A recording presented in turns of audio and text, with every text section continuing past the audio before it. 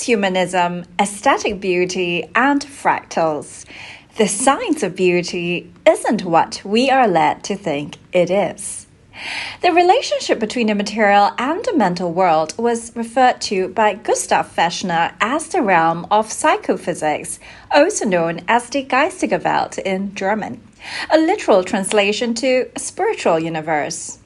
As the pioneer of modern psychology, he proposed a set of metrics that could be used to statistically define the experience of beauty, also what makes one fall in love.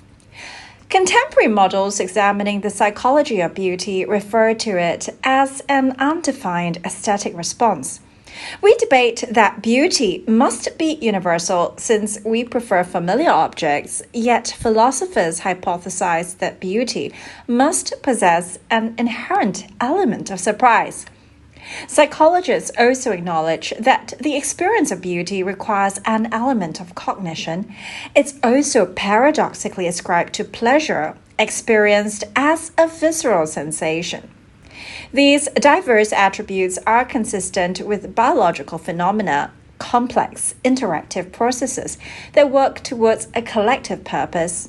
We ought to call that intelligent. Based on these, cookie-cutter definitions of aesthetic beauty ought to present themselves, honestly, as cliches. The intrusion of medicine into the realm of the philosophical, heretical, possibly. We are being sold the idea that aesthetics have a role to play in medicine in the name of mental health. Change someone's appearance so they can be happy with themselves and go on to live a happy life? Really? I'm not referring to reconstructive surgery, as in the case of physical deformity. I am talking about cosmetic surgery in the business of beauty. Back in the 2000s, when I was in my late teens, I wanted desperately to look like a Eurasian girl. In Asia, girls of mixed parentage were popular and were regarded as the most beautiful, according to science. But since plastic surgery wasn't widely accepted nor available then, I didn't get my identity changed. 2 decades later, I've changed my mind. I'm almost 40 and I'm glad I didn't get to fix my face when I was younger. The reason? We have been sold a lie. That our physical appearance determines our happiness. As a former practitioner of cosmetic dermatology, I do want to highlight that there is cause for concern based on the current landscape. Body dysmorphophobia is on the rise. Part of it can be attributed to social media, a world flooded with images. Having a doctor tell you something is wrong with your face is honestly at another level altogether. Beyond the restoration of the functional human form, I believe that medical training does not qualify any doctor as specialists in the field of aesthetics. Bombastic terms that allude to mathematical equations, the golden ratio of beauty, the Fibonacci sequence are misused to lend credibility to the science of beauty. The golden decagon mask, apparently based on ideal facial proportions, is a farce. Its creator, an oromaxillofacial surgeon who designed it according to the faces of white Caucasian models, whose research could not be replicated in faces of other ethnicities. In fact, no peer-reviewed scientific paper was ever published by Macquart himself, and instead, a patent was filed. Available in the literature are also several research papers written by plastic surgeons which prove it a fallacy. The golden decagon mask did not fit Asians. The prototype he built was for white models only. The emergence of humanoid robots will soon allow one to examine emotional responses to the idea of the aesthetically perfect human. By the way, why would anyone make an ugly robot? Precisely. But this scenario is also haunting. There is something about life-sized robots living in our homes that does seem eerie, right? Even scarier that we ought to fall in love because they are so perfect. By the way, why don't we find robotic perfection attractive? I stopped practicing cosmetic dermatology in 2019. I was increasingly disconcerted with the idea that physicians are meddling with what was not rightly within their field.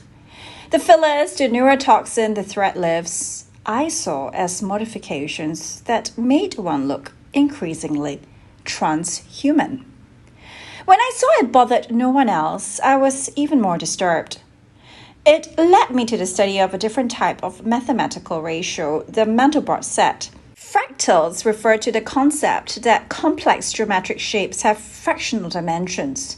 Similar patterns of a biological object exist at various scales. Unlike geometry, which is based on conventional dimensions, fractal dimensions are infinite. The proportions of a human face are also not geometric.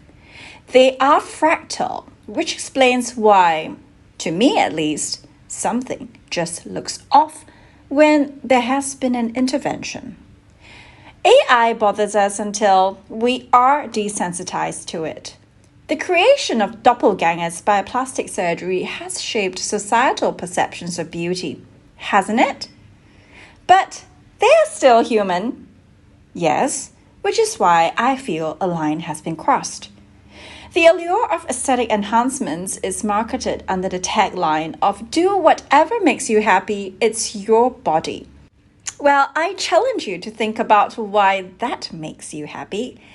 The tragic deaths of beautiful celebrities in their prime years serve only to remind us that one can never feel beautiful, young, or perfect enough for the world, even in the age of cosmetic surgery.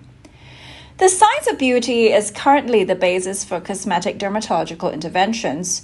This science, I think, is flawed, but it isn't meaningless. I would describe it as a rather effective strategy that will ultimately desensitize us. To what? Humanoid beings walking the face of the earth alongside us, as one of us. Did you find that thought frightful? Immanuel Kant stated that beauty, in contrast to sensuous pleasures, required thought. This may be why our instincts tell us that we ought to consider humanoid robots eerie. By the way, AI knows that too.